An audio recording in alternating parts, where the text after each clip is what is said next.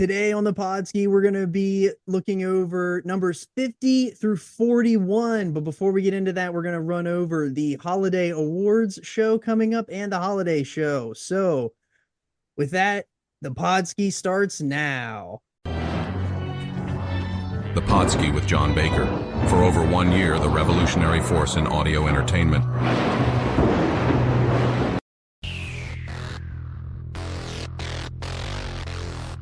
Ooh, yeah! Brother, Let me talk to you! Freak out, freak out! I just had an out-of-body experience! Insane in the membrane! Brother, Yeah! And I'm here for only one reason, and that's to take it to the limit, yeah! somebody stop the damn man! I'm living on the edge. Who is your daddy? Hello and welcome to the Podski. I'm your host, the man of 1,000 gimmicks, Johnny Bake Show, episode 77. And today we're going to be taking a look at numbers 50 through 41 in the Podski 100. Last week we did numbers 60 through 51, so go back and check that out in the archives. We got a new group in here today. We got Teddy Mongoose, the regular, and we also the Doc is back from working his shoot job. So we are all three here together. Justin Andretti is MIA. We have not heard from him all day. We have no idea where he is. So T's and P's. We have no idea where you are. Probably taking the dogs out. Or putting some sealant down. Yeah. I know what that means in code talk. So what's going on? What's going on, Doc? Since you beat me in Hot Shots. I've just been reveling in my own glories. The majority of it. No, actually, a group of people let me teach the youth of America. So I have been making sure that all of my young scholars have been educationally successful, except for, those couple that I had to send to the Shadow Realm. But that's just job security. I'll see them next semester. So, but otherwise, it's been good. Just looking forward to having a couple minutes to breathe before the sprint that turns into a marathon starts again. So, Yeah, good to see everybody. What's going on? I'm over here living a life, man. Blessed to be on episode 77. We've had some important numbers come across us, and which I guess will happen every single time that we continue to count up. But let us not forget that 7 is it's a number of perfection, right? Prince's song 7 signifying all the sevens in the Bible, right? Going from the 7 deadly sins, Prince talked to the 7 chains of gold, the 7 heavens, right? 7 hells. There's one of those things that we see over and over again. And then when we take a number, we multiply it by 11 and we get its double. I think that we're in for trouble, if you know what I mean, in a good way. So let's party. Oh, yes, it is episode 77. And if you're listening to us in podcast platform, we appreciate that. Make sure you hit us up on socials at @the_Podski. Get the Doc at the Podski Doc. I almost forgot it there for a second. And that you download, rate, review, subscribe. If you're watching along on YouTube, make sure you subscribe and hit the like button. But we got some housekeeping here before we jump into the list. We have a holiday show coming up next week. Hopefully, I believe we're going to try to get that done. I'm not sure how it's going to all come together here. But we have a holiday show planned for that. But the big show, it's the biggest show of the year, and that will come the Christmas week after Christmas, in between Christmas and New Year's. And that's going to be the Holiday Award Show. Same thing that we did last year with a bit of a twist, because last year we kind of got on here and deliberated and we made our own picks during the show, and it was a 5-hour show. So we're not going to put you guys through that again this year. We're going to have all of our picks in, and the nominations are going to be made all beforehand, and then we'll reveal the award winners here on the show. So we got that to look forward to. But today is we're halfway through. The Podski 100 is halfway through. It's kind of crazy that we're here already. But the 100 through 51 is on the screen right now if you're following along on YouTube. Sorry if you're listening to us in audio, but you can see that now. Had a lot of great wrestlers beforehand, and this is a stout list of 10 that we have again here today. And we're kicking it off with number 50, who this is like JC and I's like best guy that we both love in the business right now. We're both huge marks for this guy. Came in with 165 votes. He was on Andretti's list at 86. He was on Mongoose's list of 71. He was on JC's list at 42. And he came in on my list at number 40. And that is the American Nightmare, Cody Rhodes. And love to see it. You'd love to see it. For me, Cody, I really jumped on the Cody train during the whole BTE stuff where he did the FTR stuff, and then he did all that stuff with Flip Gordon, and him doing and saying all of that stuff to Flip. Everybody else was like over with the Young Bucks and Omega, and there was some like Marty contingents, and then there was like, I felt like nobody was really behind Cody because he was like that heel that was there to break up the Bullet Club. And I fell in love with that character. That's one of, I know that Mongoose and I have talked about this here on the show before, that Kenny Omega Cody Rhodes rivalry, and that was that at a Final Battle or Supercard of Honor? Supercard of Honor, and that the Bullet Club explodes is my favorite storyline of not being a child wrestling. So like from the time that I was 12 until now, that's my favorite storyline in wrestling. Yeah, it is so good. That has to be one of my favorites as well.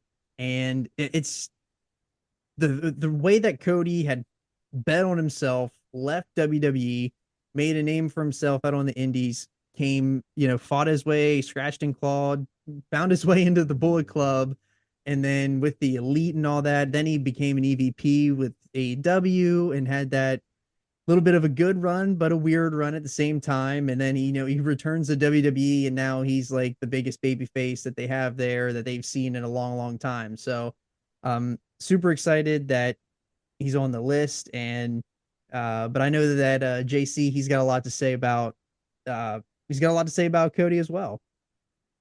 Yeah. So I got back into wrestling because of being friends with John. And over the pandemic, it was stuff that we could do and talk about without being, near each other. I was also towards the end of my master's degree, and then moving down the coast to pursue my doctorate. And Cody played a large role in that time frame. Like the BTE stuff was kind of what started it, and all of the money shakes and the all the stuff he did making fun of people who would be potentially going to WWE, and then the irony of him then later doing it. But and then like through that you could see his leadership in AEW, and he had such what felt like a different style from what was going on in the rest of AEW, that it was always a segment that I was interested in and enjoyed. I enjoy his work. And there is a certain level, like he's a professional in the same way that I have to be a professional.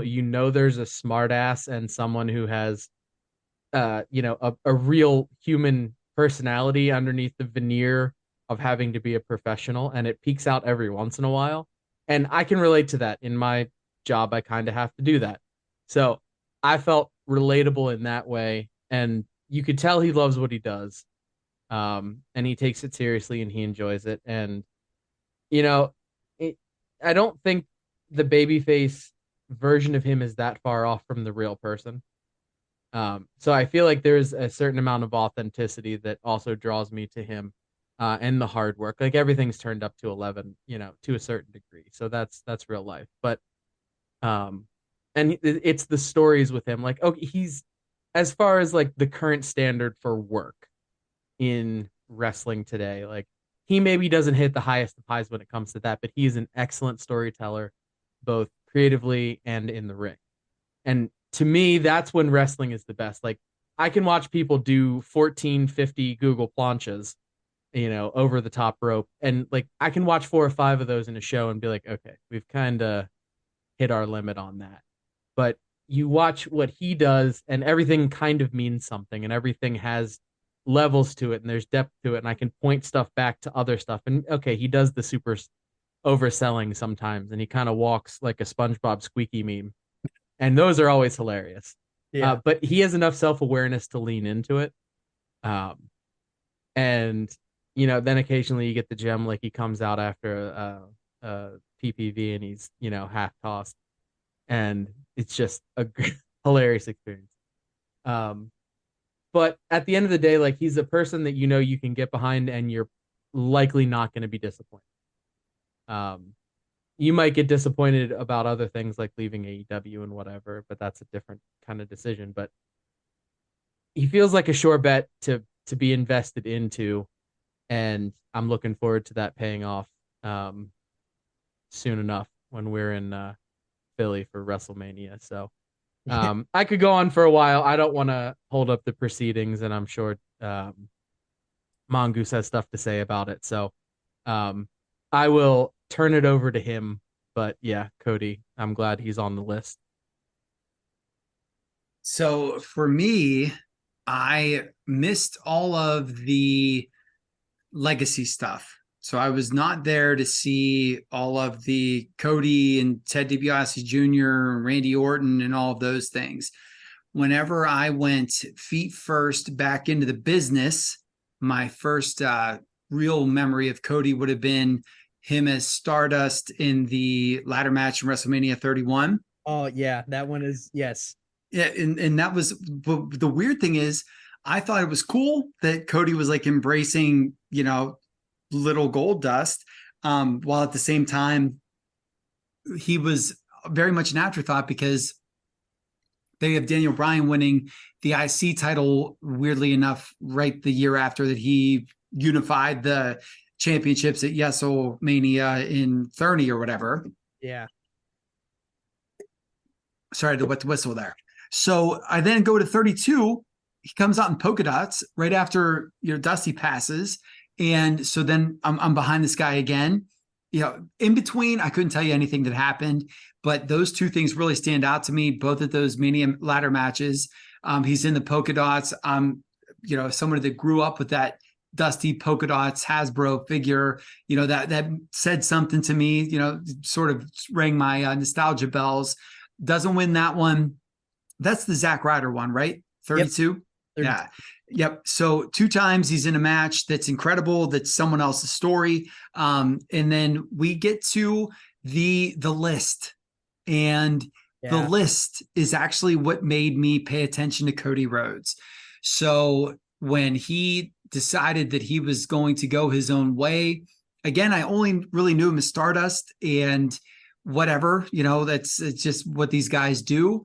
But I do remember that being a quasi-viral thing as I was sort of, getting more immersed into the business. And I actually have the list here. So really quick, this is what's cool about the list. So the list was, and this isn't in order because I was jotting things down and then putting notes on stuff as I was going through. So the list was what Cody wanted to accomplish on his own before ever basically contemplating a return to WWE. So these were the things that being a World Wrestling entertainer had prevented him from doing.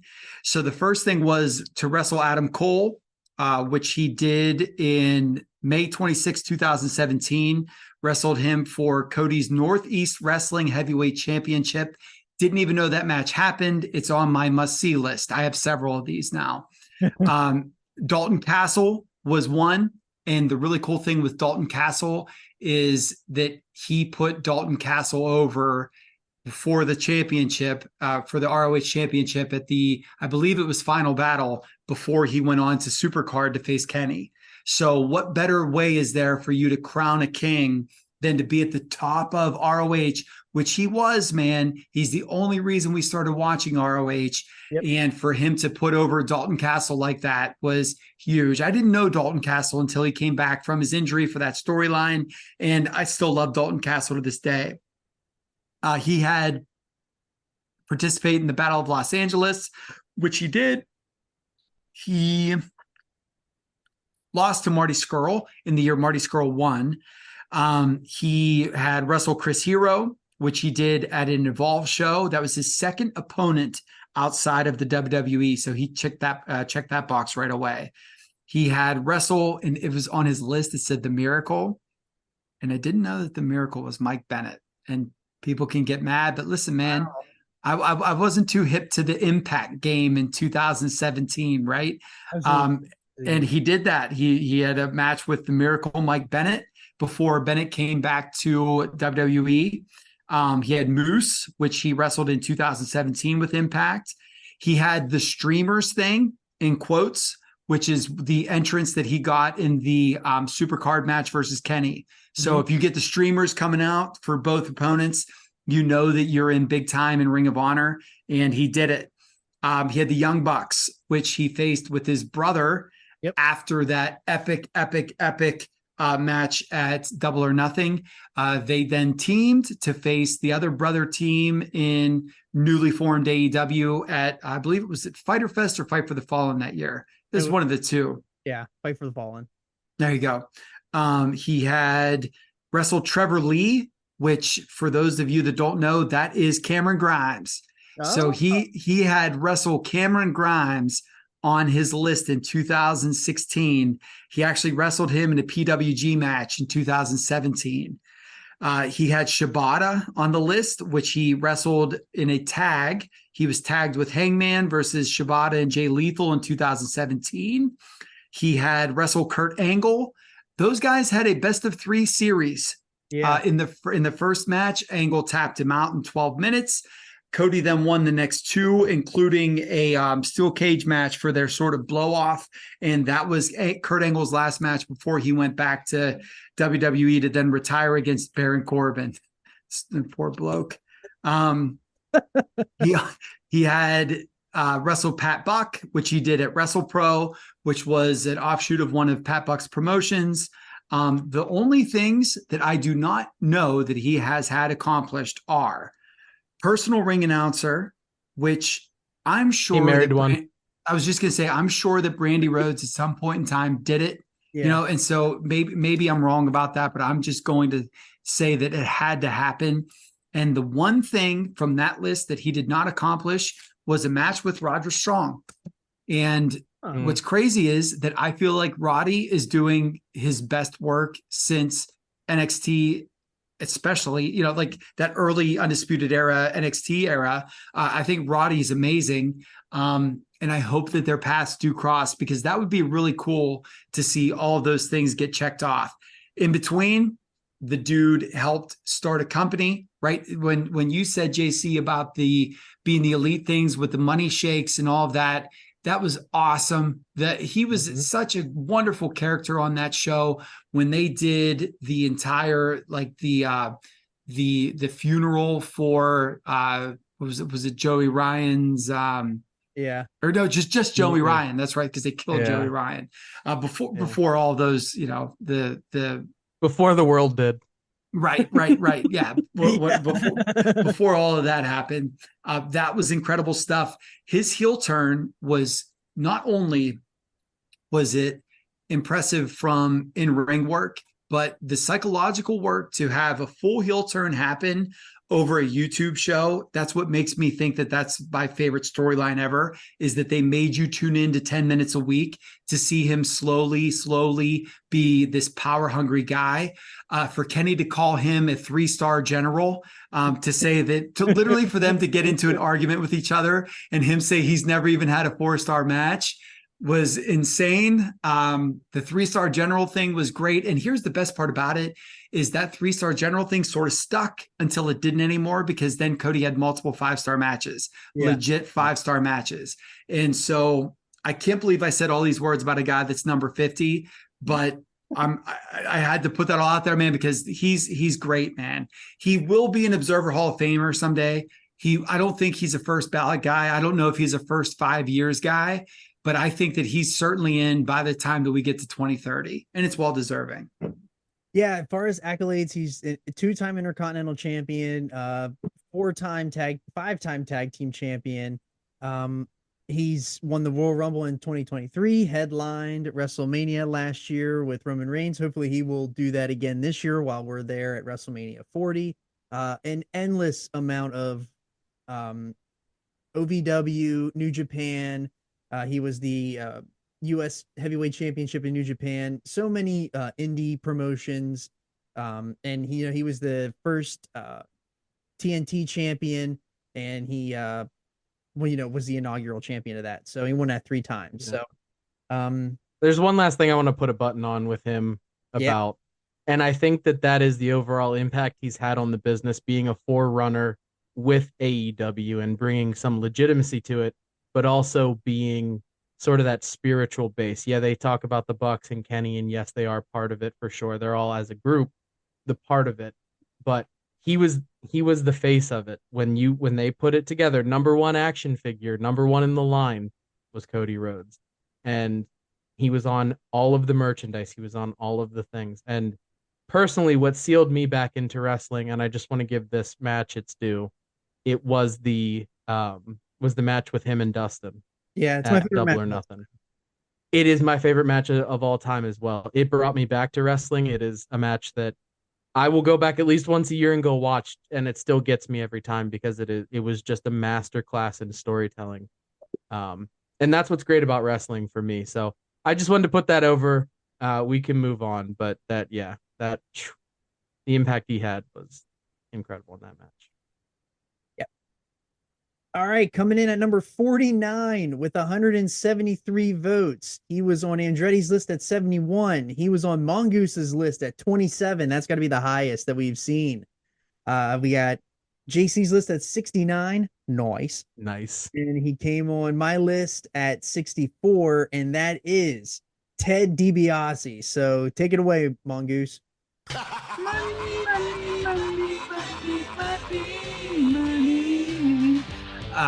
So I had the tape for joining the WWF fan club in 1991 or 92 that had that song, the Texas Tornadoes song, and there was one other one that I wish I could remember, but I don't. And so the lyrics to that song are emblazoned in my brain forever, simply because that was the WWF sent me that, right? So I played that thing over and over again. Ted Dibiase has as many Hasbro figures as the Ultimate Warrior. Okay, so that's an important thing to think about. He had a wrestling buddy at the same time that only Jake the Snake, the Ultimate Warrior, the Legion of Doom, Hulk Hogan had wrestling buddies. This guy was the quintessential heel. And the best thing was he wasn't a heel in the Monster Factory that they would feed Hulk Hogan. He was a heel that had staying power, because what he did was, instead of him actually getting into the ring and then losing to Hulk Hogan on Saturday Night's Main Event or SummerSlam or whatever, he paid other people to do it. And so he was the underboss. And I thought that was a really, really cool and interesting take on a wrestling bad guy. The dude was a central part of the storyline with Andre the Giant, where 33 million people tuned in to see the main event versus him and Hulk Hogan, where Andre won and then sold the belt to Ted DiBiase. So there he is, right there. He then goes and he main events WrestleMania 4 versus Macho Man Randy Savage for the belt. If he would have won, of course, no one wanted to see a heel go over, but if we can look back in retrospect, nobody would have been mad. Goes into the feud with Virgil, which was mid-card, but was a big deal, mid-card kind of feud. Starts to team with IRS. Those two together, man, as Money Inc. The Natural Disasters feud was a big one for me. We then had them versus the Mega Maniacs, which was the co-main event of WrestleMania 9. After that, we get into him bringing back the fake Undertaker, which at the time I was like, oh my gosh, this guy's so rich. He just brought back the Undertaker. What's going on? We find out it wasn't the Undertaker at all, but he's an integral part of that storyline. And then the dude forms the $1 Million Corporation.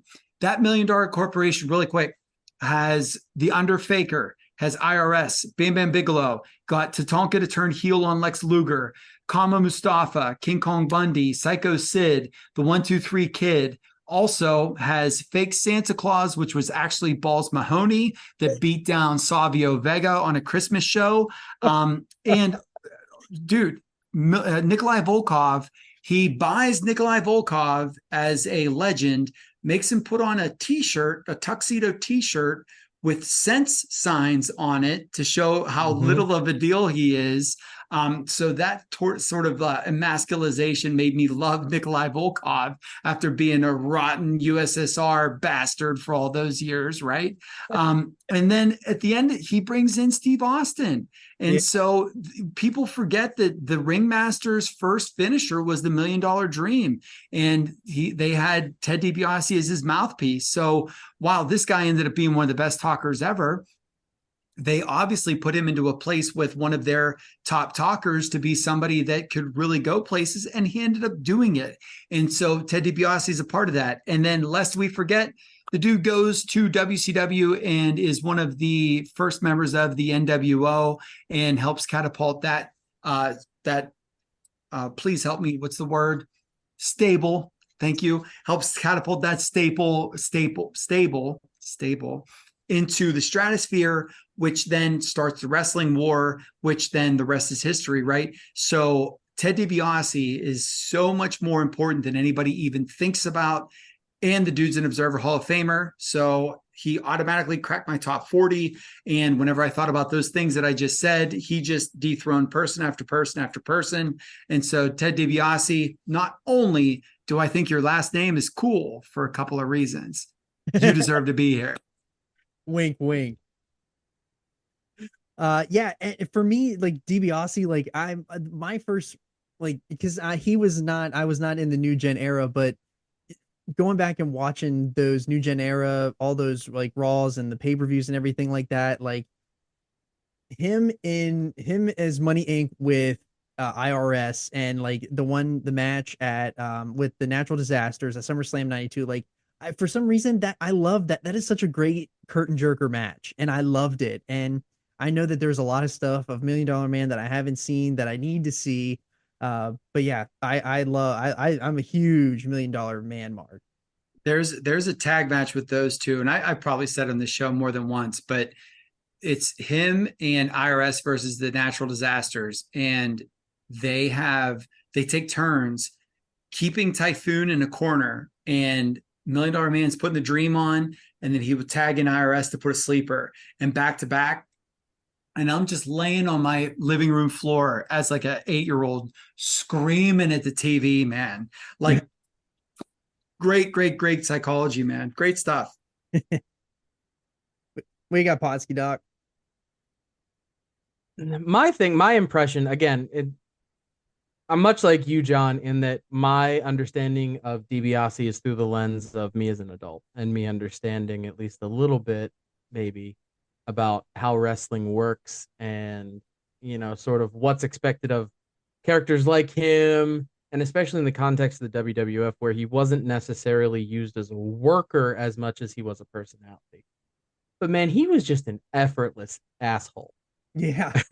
That's the thing that gets me about him. Like it definitely wasn't a work. It was sitting in there somewhere. And I think you maybe see that with some charges he caught later in life. But when you can pull off a character like that so effortlessly, and then on top of that be a good worker and understand the psychology, and then have the machine behind you and have storylines that make you a little bit different, like Mongoose was saying, it's a recipe for success. And I think you really hit it, you hit the nail on the head there when you talked about the merchandise that he was moving and the volume of it, because at the end of the day, that's what it's about, right? It's about dollars and cents. And he was clearly drawing. I mean, they're not going to put a product out there that they don't think is going to make money. Well, and he's still that's remembered. Yeah, and that's just it, is that you can't sell Lion-O figures without selling Mamra, right? You can't sell the Power Rangers without selling Rita Repulsa stuff.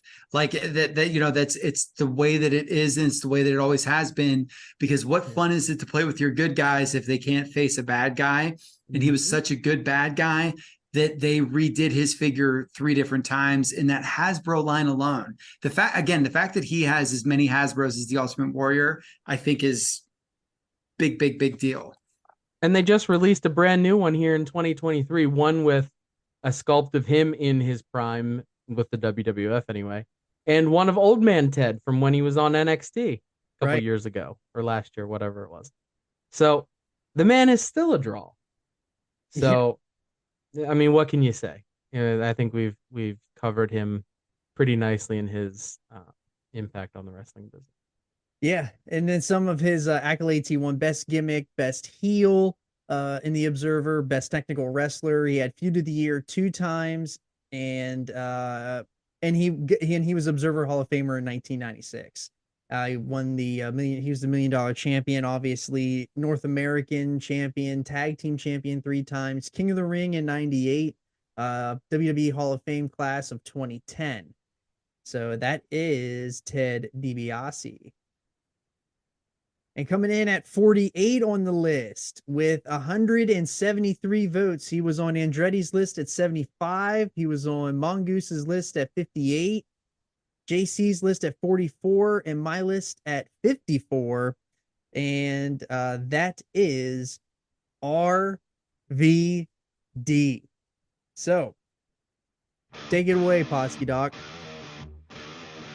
When I think about Rob Van Dam, I think a lot about, I don't want to say missed opportunities. I think he probably hit his ceiling. And his ceiling was pretty damn awesome. You think about his career path. He had a brief cup of coffee in WCW, and then he was, you know, he made his name as in ECW, where he was the whole show. And then he found a way because of his work, and I don't know necessarily was it his personality so much, but his work in the words are hard, the Ruthless Aggression era, and that sort of time frame where, I mean, he dethroned John Cena to win the WWE title. At one night, I don't think ECW 05. Yeah, and I mean, he had an abbreviated run because of some, you know, out of the ring stuff. But at the same time, like, they're not having you lose. You're not having that guy lose for no reason. Right. I mean, yeah, you win it and you lose it in the ring. But, and I mean, he's still over today. People love to see him. He's wrestled this year. And he's an impressive example of what can be done and in the WWE if you are under the right circumstances. So yeah, for me RVD, like, I don't think, you know, I said this last time about Jeff Hardy, like, I don't think there's been there's an equal amount of 5-star frog splashes that have been hit on a trampoline, and the same amount that it was with a swanton bomb. And like, the 5-star frog splash is still one of the greatest high flying moves of all time. I'd put it very close second behind the swanton bomb. And, you know, like, he was the whole effing show. He was Mr. Monday Night on Raw, like, in the Ruthless Aggression era. Now, I know that he had like he got all of his notoriety in ECW, but I know RVD from the Ruthless Aggression era, and then, you know, he went on and had the stuff with that inaugural ECW show, and then, you know, he had a lot of stuff in Impact. He was huge in Impact throughout those, like, the 20 teens, and then, you know, he kind of goes off and does a little bit of stuff with AEW currently, kind of ish, but you know, he's still relevant today. He's a little slow. He's shown his age a little bit, but RVD is one of those guys that, you know, if you think about it, I don't know what much more he could have done to been any better, other than probably be a little bit better on the mic. But, you know, it's one of the things where Vince never really trusted him. So But yeah, I love it. RVD's on the list. He definitely deserves to be in the top 50. Yeah, and so for me, my Rob Van Dam experience is a little bit earlier than you all, and that's only a symptom of age, I would suppose. But so I was first exposed to RVD on whatever weirdo broadcast station we had at the time that would play ECW shows. And I was not there at the beginning, but I was there when him and Sabu were running roughshod as being like the top guy tag team that would fend off whomever was coming to take their place as the top guys in the company. And for that whole TV title run, which I feel like lasted 10 years, I know that ECW itself didn't even go for 10 years, but I just remember RVD as being the TV championship, or the TV champion rather. And so that infected into 8th grade me. I got my first demerits in school because I wrote the whole effing show and then my shoot name on a whiteboard in the gymnasium before phys ed in 8th grade one year. So I got in some trouble for that. Thanks, Rob. But yeah, dude, this guy was the cat's meow from the beginning. Whenever you have the Pantera song as your walkout, like Walk is as good a come out song as anybody could ever have. And to be in that environment and to have that crowd screaming, respect, Walk, just over and over again. Like they didn't even play the song. They just looped over and over again. That part was awesome. And then he comes to WWE and, sort of a hodgepodge of a mishap of an invasion, but then he ends up coming out on the other side. We have the IC title feuds and runs, and he did a wonderful job in all of those. There's no bad matches that come from any of that. I love the Kane stuff, where it was RVD and Kane, and then it was RVD versus Kane. And then, Kane finally kills him whenever Kane realizes that his face is disfigured, except that it isn't. And it was just in his mind the whole time, but that's a story for another day, I suppose. And then the cherry on the top is the one night stand thing. Like you said, John, I might have seen that match live and meeting in real time, because I know that we bought the first one night stand. I did not remember the second one. I watched that with you, and holy cow, what a show. The show was great, but what a match. And then the dude, as you both said, he's still here today. Crowd goes nuts whenever they hear the music. He could still do his high spots. And it was I don't want to say cultural impact doesn't sound right because it's not actually cultural. Wrestling, I'm putting up air quotes, wrestling cultural impact and longevity is what made me have him as high as I did. Yeah, he doesn't have any Observer accolades, but for WWE accolades, he was the WWE champion one time, ECW, the ECW WWE champion one time, European champion, hardcore, Intercontinental champion. He's a 6-time Intercontinental champion. He's a 3-time tag team champion, won Money in the Bank in 2006. He went into the WWE Hall of Fame in 2021. He is the 15th Triple Crown champion, and he is the 7th Grand Slam champion in WWE history. And has a bunch of Instagram pictures with Katie Forbes. An enormous amount. Effortlessly cool. What a way to put a button on him. All right, coming in at number 47 on the list with 175 votes. Came on Andretti's list at 54. He was on Mongoose's list at 57. He was on JC's list at 45, and he was on my list at 73, and that is Double J, Jeff Jarrett. For me, I love Jeff Jarrett. Now, I know that Andretti, he loves that late WCW run stuff with Jeff Jarrett, but I love Jeff Jarrett for his New Gen run and how incredible that whole getup and gimmick was, and the fact that he was this country singer.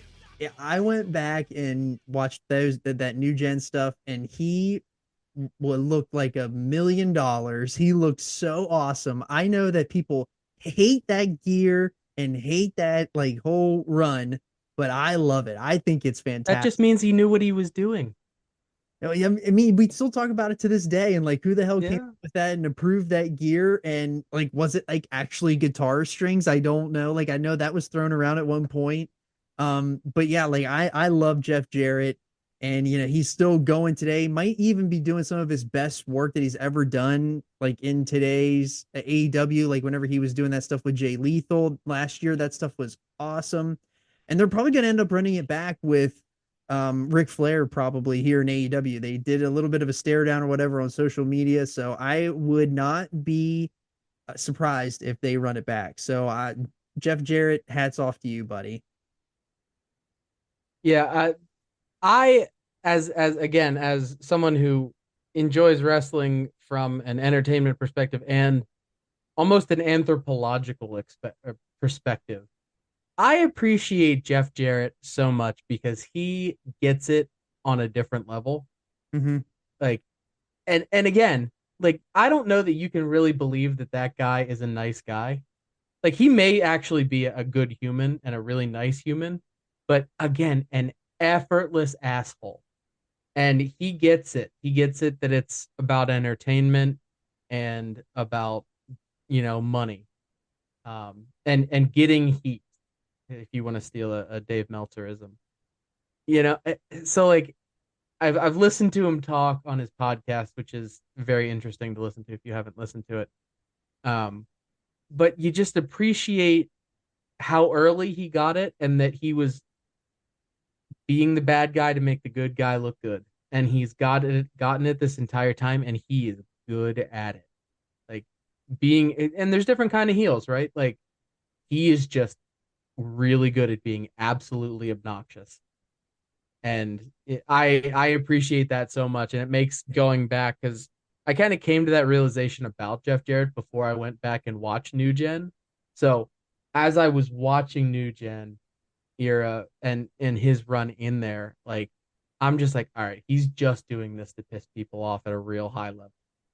And as someone who likes to do that occasionally, I absolutely appreciated that from him. And like even I remember, especially during like when I was a kid watching him in that late WCW run, I absolutely hated those shooting glasses. And now in 2023, looking back and going, man, I mean, that was a conscious decision. Yeah. And just the way that you do stuff like that just to piss people off, the level of psychology that it takes to do that, and it's still that's turtleneck heat. That's the original hockey player turtleneck heat for me. And that's a deep cut, you'll know. Thomas Plekanec, for those of you who need Google assistance. It's just I appreciate him in a different way, and just an all-time great for me on my list. So we got Mongoose. I hate Jeff Jarrett. That means he did his job. Yeah, but and the difference, here's the difference with him and JBL is that I love JBL. Oh my god. All the things that you guys said is true about how to get heat, wanting the crowd to hate you, all that. The difference with JBL is that the more JBL got to exist in regular Earth, the more of a dickhead we found out that he was. And I haven't heard that about Jeff Jarrett, which actually, right. Which is an endearing thing. I want everybody to, I want the theater, right? I do. I want good guys. I want bad guys. And when they're done, I don't want them to hate each other. I want them to literally all drink the beers and have the meals and high five and do all those things. I do. And that's why I put Jeff Jarrett in the, top third or middle third of my list, excuse me. And why I have JBL somewhere in the 700-800s, because I feel like JBL was trafficking on, hey, Mexicans, whereas Jeff Jarrett was like, I'm an asshole.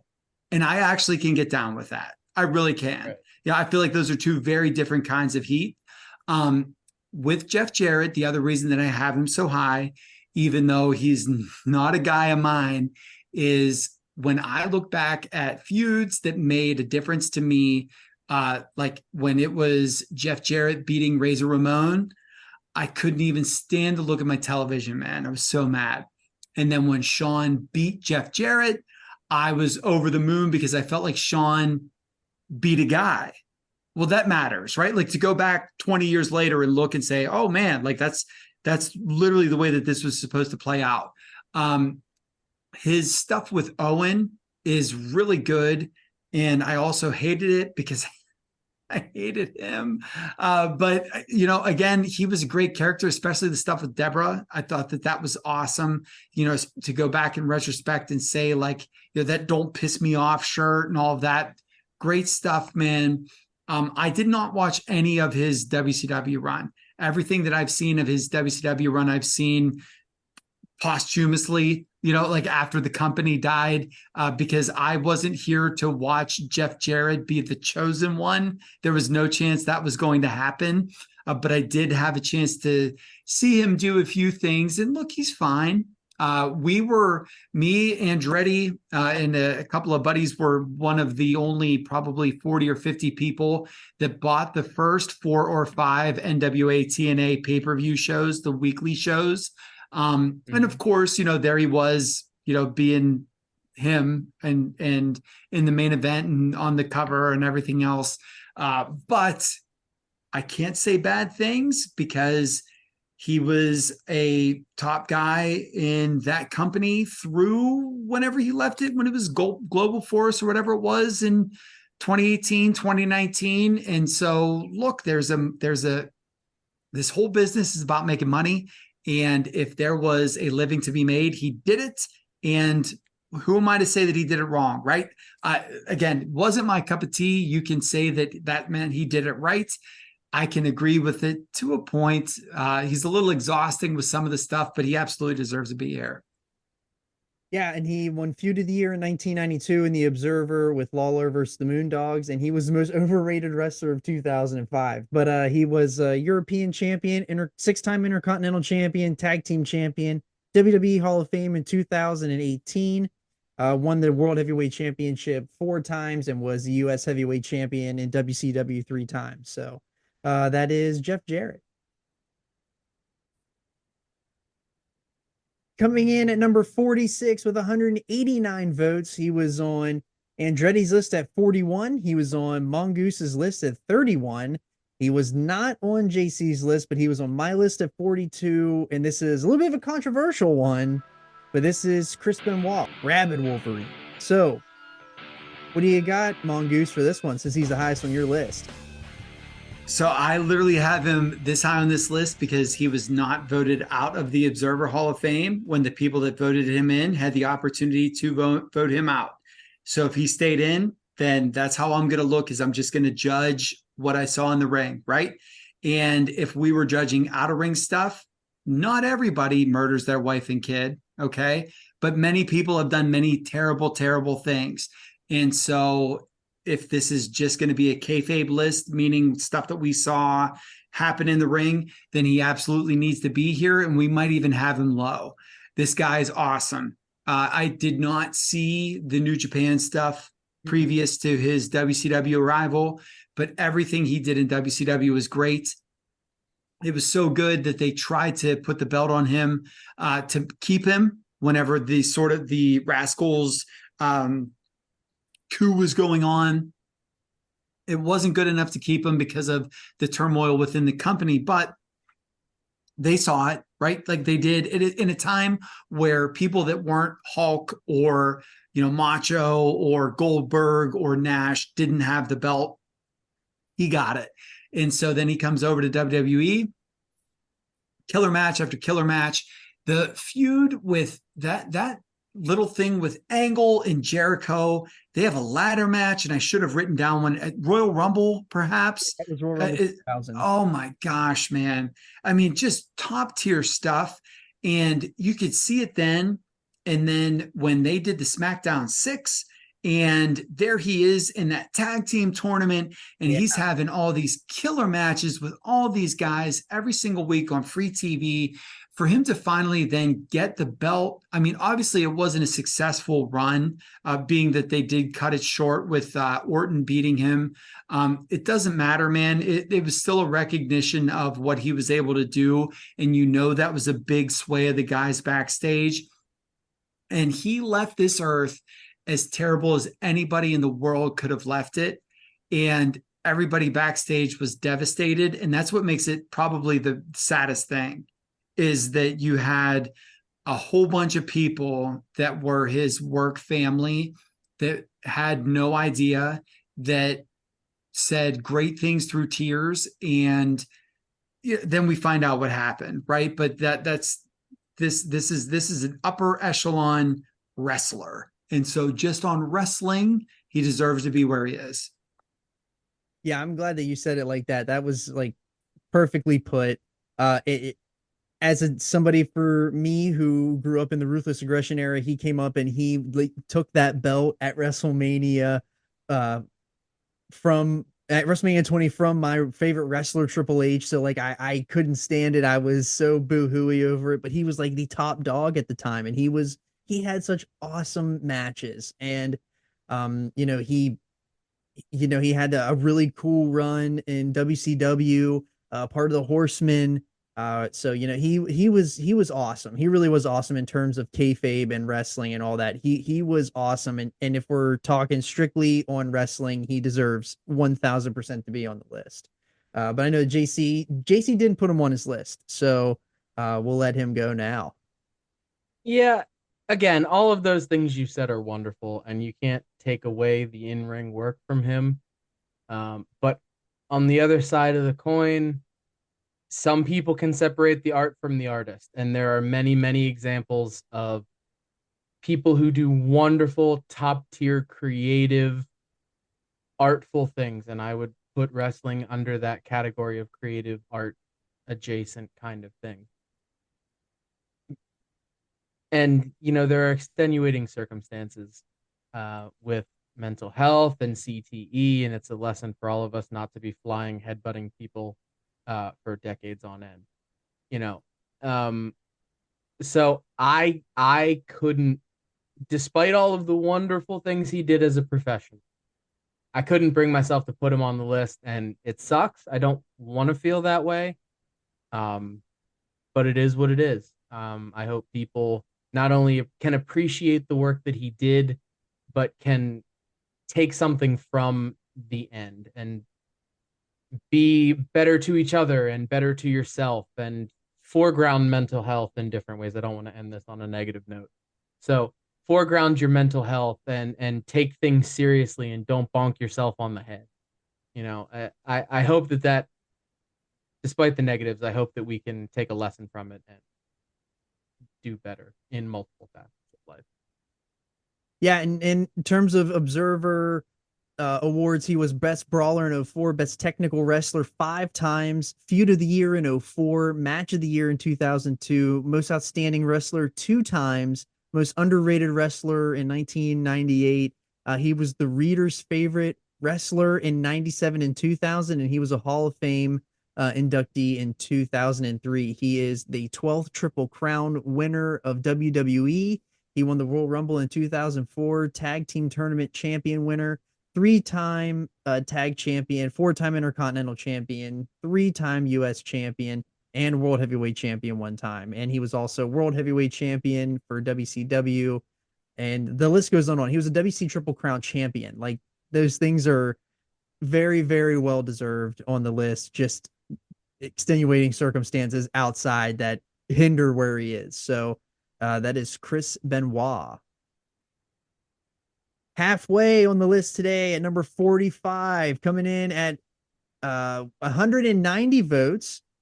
He was on Andretti's list at 24. He was on Mongooses list at 74. He was on JC's list at 56, and he was on my list at 60, and that is Bill Goldberg.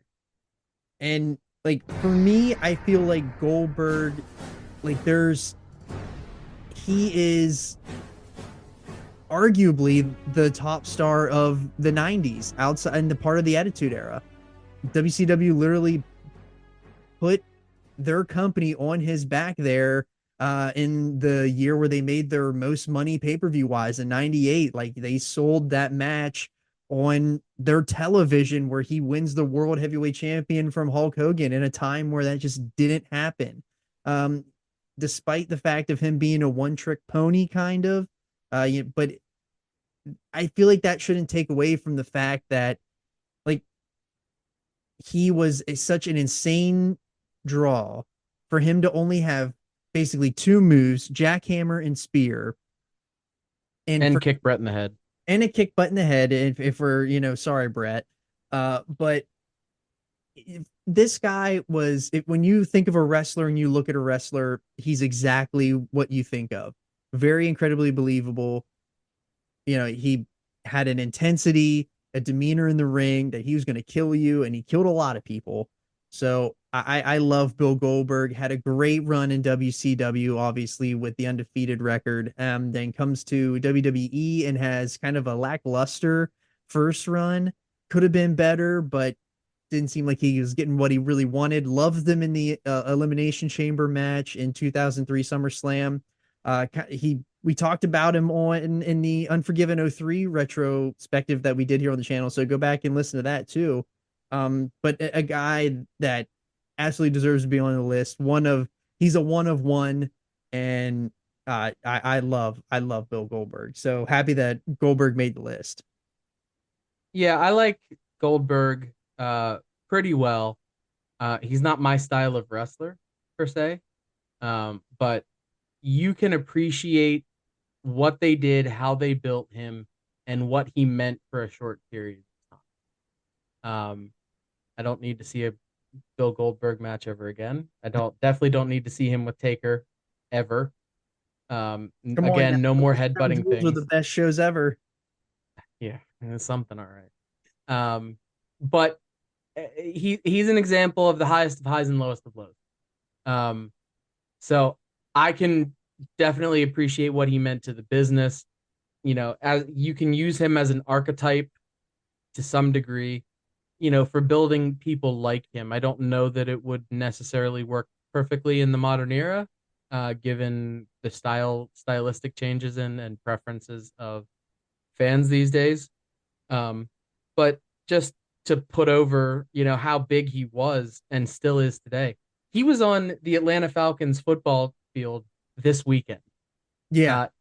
And half-assed spine buster to dude. As part of their pump up because he was a football player. And so you can't deny it. Over is over.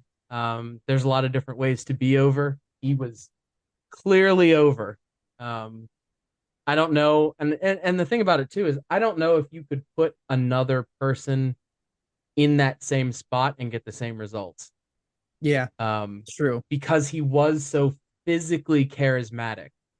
That the look and just the intensity.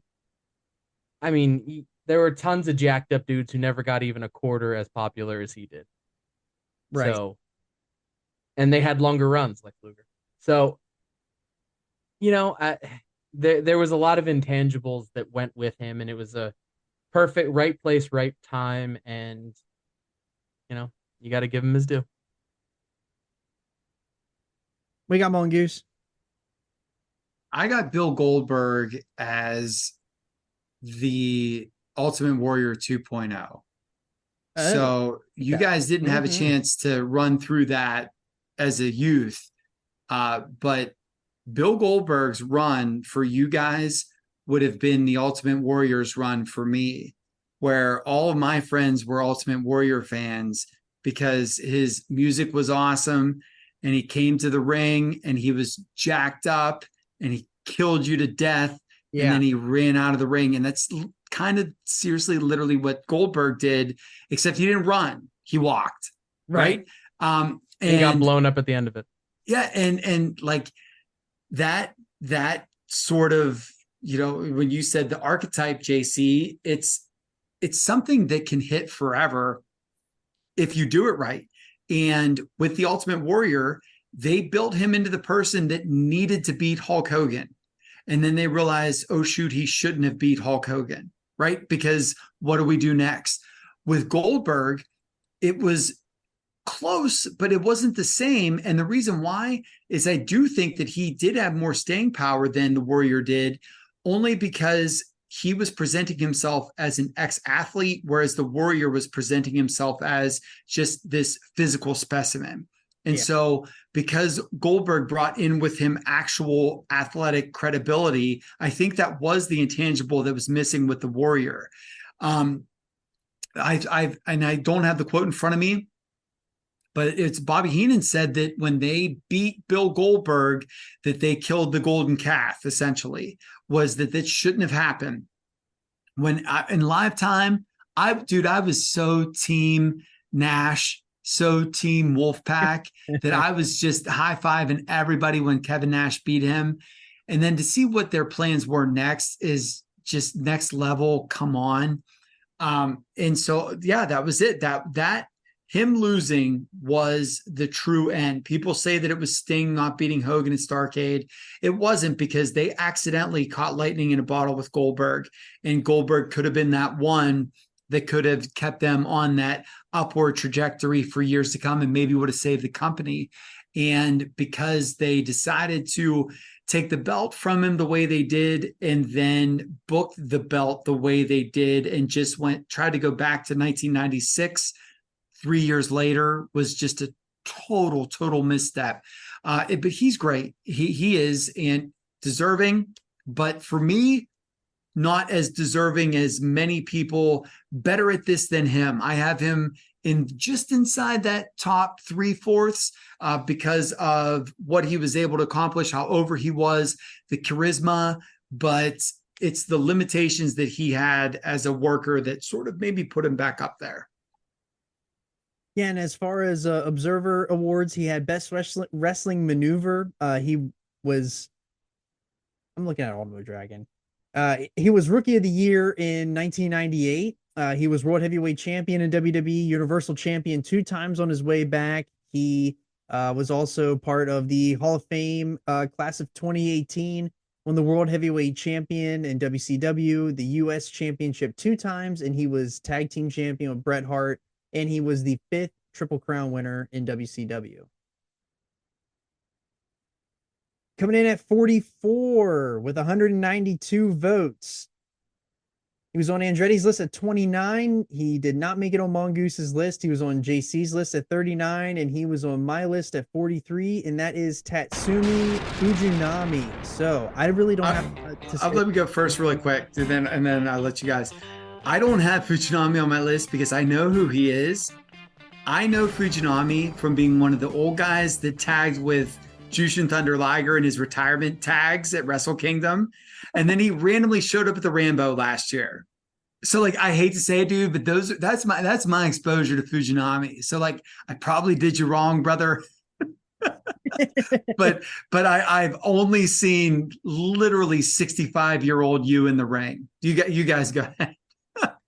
Yeah, I don't have a lot on Fujinami either. He was best technical wrestler for 3 times in the Observer. He won in 1985, 86, and 88. He was most outstanding wrestler in 1988, and he was Observer Hall of Famer in 96. He has a lot of Tokyo Sport awards that we mention here sometimes, but he was 6-time IWGP Heavyweight Champion. That's one of the main reasons why I put him on my list as high as I did. If you can win that belt as many times as he did, I don't even need to see your stuff. I already know that you're legitimate. So he won the Tag Team Championship 5 times. He was International Junior Heavyweight Champion, NWA World Heavyweight Champion. He won the G1 in 93. By this accolades alone, he deserves to be on the list for me. So that's why he made it. Mainly because if I see somebody that's won the IWGP Heavyweight Championship 6 times, I know I'm a young pup. I'm not as heavy in kayfabe as others here, but that's why he made the list for me. Yeah, he's one of the names of preeminent Japanese wrestlers that are on my list to kind of get my head around. Obviously, he has all of those accolades. Um, and again, as I was going through my list, I was trying to do right by international wrestlers as best I could. Mhm. So I tried to understand what was going on with someone like a Fujinami and try and put him in a place where I felt comfortable, even if I didn't know all of the things, and going mostly on accolades and things that they have. Um, so it's interesting. He's credited with inventing the Dragon Sleeper and the Dragon Suplex moves we see today. The longevity is something to be said for his career. It's interesting, and I didn't know this. He is currently on a WWE Legends deal. Really? Where's my Fujinami figures? Yeah, where are the Fuji figures? Yeah, where's this at? So, an interesting quote here. Bret Hart said that about Fujinami, I always wanted to be the great wrestler that Tatsumi Fujinami was. So, if the excellence of execution is saying that, that's pretty high praise. That's good enough for me, brother. So, yeah, I think certainly has all the accolades to do it, and he should be on people's lists of people to get a better handle on. Coming in at 43 with 192 votes. He was on Andretti's list at 69. Nice.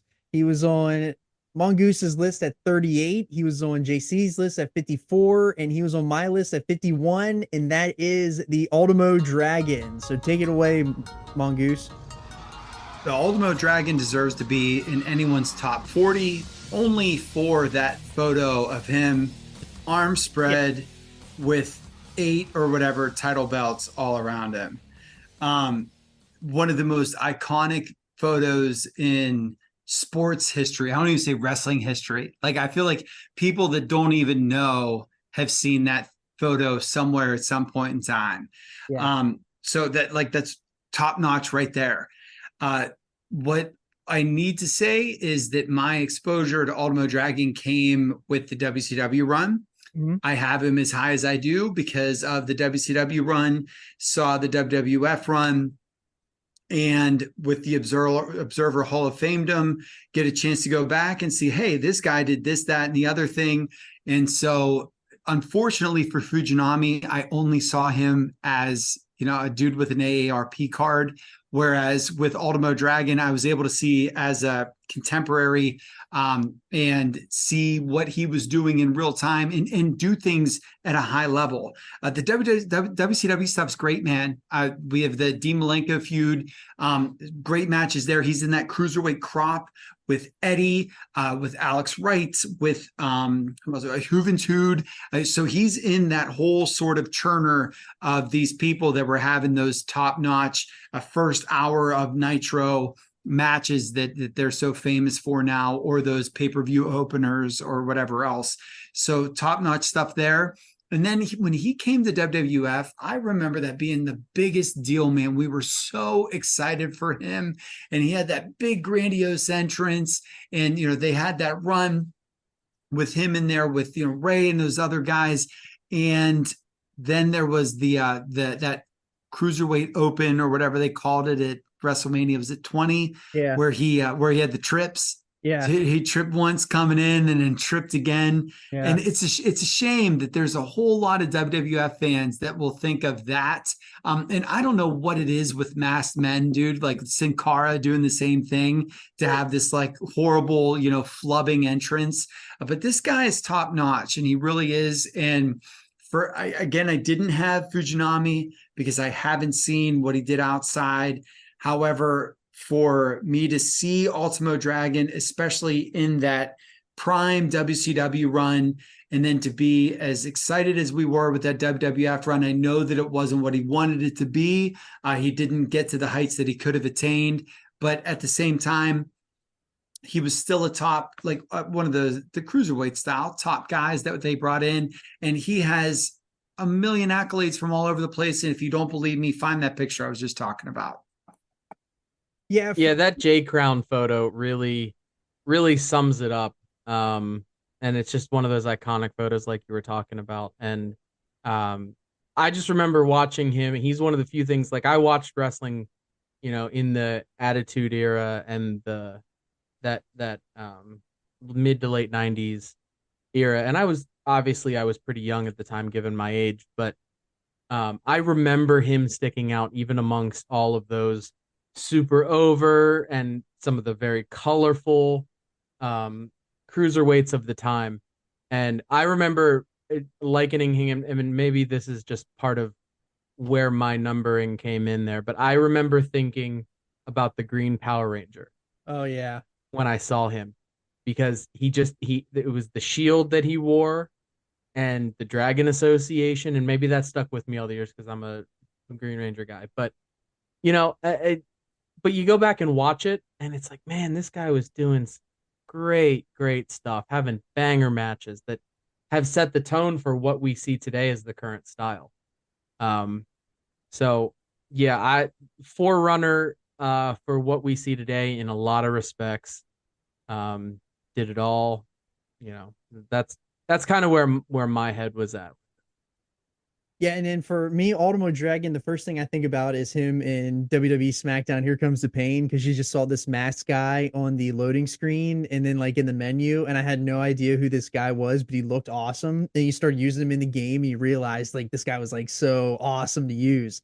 And I was reading a little bit here that in his accolades and stuff like that, that he came to WWE because he wanted to be at Madison Square Garden. He wanted to be at a WrestleMania, and he did both of those things, which probably seems why his run was so short. But he has a incredible list of accolades. He was Best Wrestling Maneuver in '96, most underrated, and he is an Observer Hall of Fame inductee in 2004. He won the Cruiserweight Championship 2 times in WCW, the Television Championship 2 times as well. He was a junior heavyweight champion 2 times. Like the guy is cream of the crop when it comes to wrestlers, and especially cruiserweight wrestling. And super excited that Ultimo Dragon made it on the list. And we all know how much Andretti loves him and how much he stood him up while we were in LA for WrestleMania this year. All right, and our final 2 of the day, we got with 194 votes. So we're getting close to the 200 mark now. He was on Andretti's list at 72. He was on my list at 37. He was on JC's list at 41, and he was on Mongoose's list at 60. And that is none other but the animal Batista. And I love Batista because he was always that lackey that was a part of Evolution, which I still feel that Evolution is one of the best stables ever in wrestling history. He was the muscle, outside of the fact that, he was Leviathan, and then he came in, carrying that metal briefcase with Devon. Like, forget all that stuff. But what Deacon Batista, man. Deacon Batista, but he was also Leviathan and all that for Cornette in OVW. But everything that he did in Evolution was incredible. I loved him in that role. And then leading up to that WrestleMania 21 match, whenever he was like kind of leaning around the corner and listening into what Triple H was saying to Ric Flair, trying to get him to jump to SmackDown. And it was incredible. I love that storyline. It's one of my favorite wrestling storylines of all time. It won Feud of the Year in the Observer. So like that was a top-notch moment, and it's what put him on the map. And he never looked back. He had incredible rivalries with The Undertaker, and you just can't forget about that kind of stuff. So I love him. And even though he came back as Blue Tista, it's all right. It's all right. He almost ruined that. He almost ruined WrestleMania, but I love Batista. He goes beyond even wrestling now too, because he's a part of the Marvel universe. But his intensity, his look, his believability, and that Batista bomb and the spine buster alone, I say that, Batista is up there with, he doesn't touch Arn Anderson's spine buster, but he has a top 5 spine buster in the business of all time. Yeah, I mean, they put him up there with the toppest of the toppest guys in that era. It was Edge and Taker, and of course Cena. They had legendary matches together. Again, doesn't necessarily need to be a technical masterpiece to be a great match and have a great story and mean something. And that's kind of where I put Batista, as one of those guys that, okay, maybe if he comes along 10 years later, it doesn't necessarily work. But the charisma, and maybe he's not the greatest promo in the world, but his look had a certain level of draw and charisma. Not only just as being a big jacked up dude, but having all the tattoos. He looked like an action figure. And it doesn't hurt that I don't think he's a bad dude. And he probably got what he deserved as far as his run and the work that he put in and all that stuff. So, yeah, he's one of the ones who stick out from that era for me. And from what I remember watching, I wasn't as big a fan watching at the time, but even I was culturally aware of Dave Batista.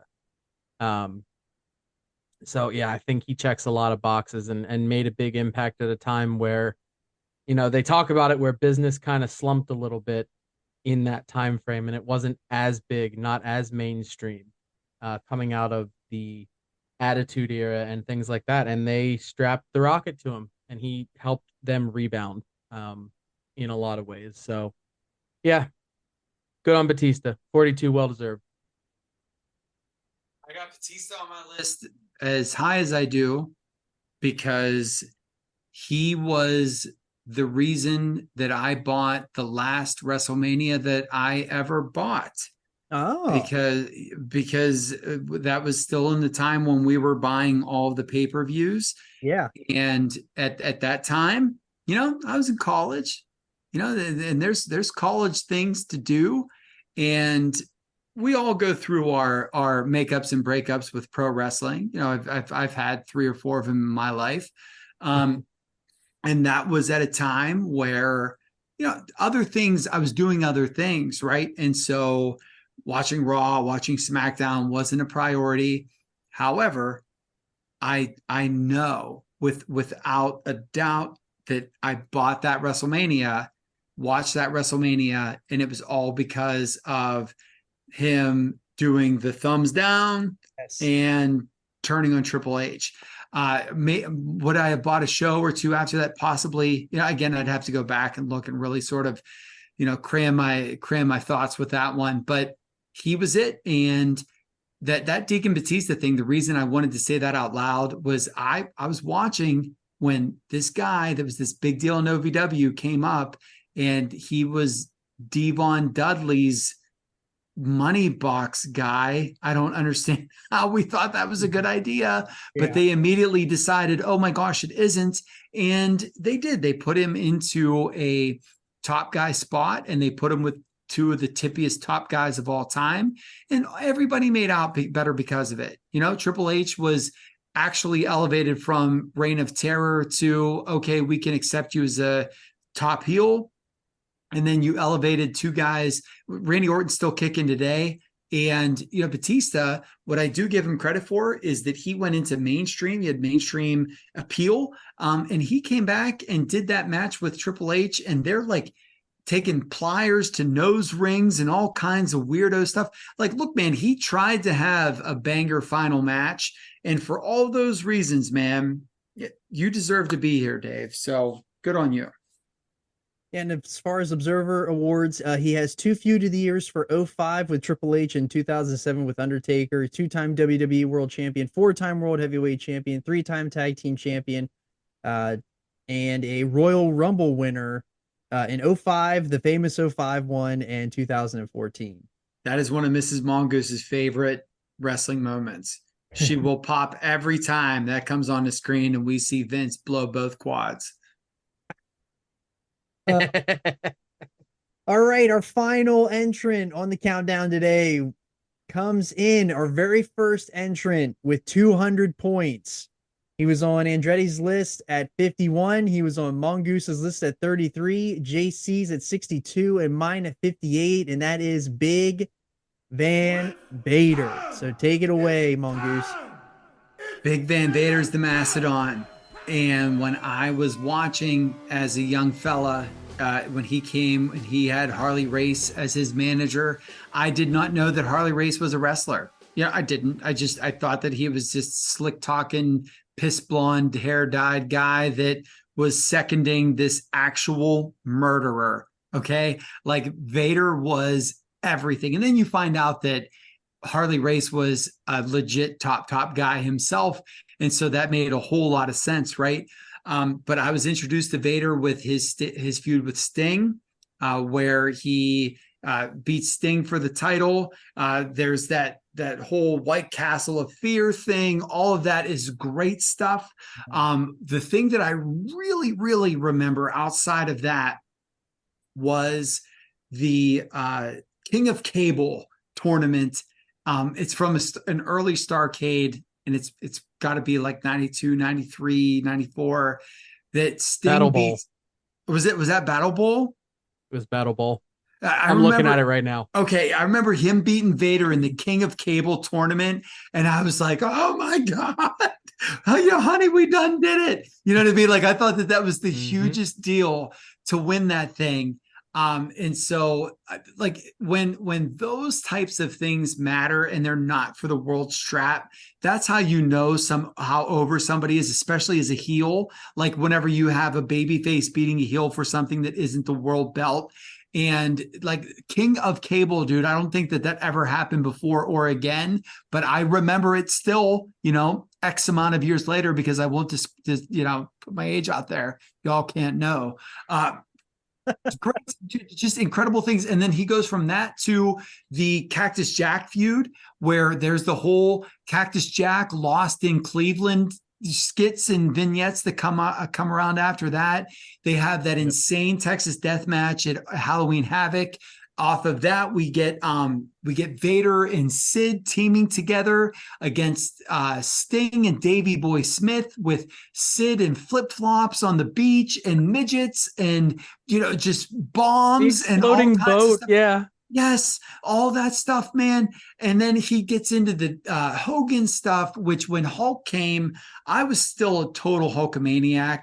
And when he was facing Vader, I'm just thinking to myself, like, of course you beat Ric Flair, but there's no way, dude. There's no way you beat Vader. And he did. And I was just all in. And I ran the second that I saw those San Francisco toy maker toys in the in Hills with Vader and Hogan, with a ring, with a cage. I bought all of it. I bought all of it that very second, man, because it was all to scale and I could have Hulk beat Vader over and over and over again, just in case it didn't happen in real life. And then he gets involved with the Dungeon of Doom stuff. That fades out. We're now in peak Hulk territory in the WWF or at WCW. And then what happens at the Royal Rumble 96 after Shawn comes back from the tell me a lie and say that you won't go?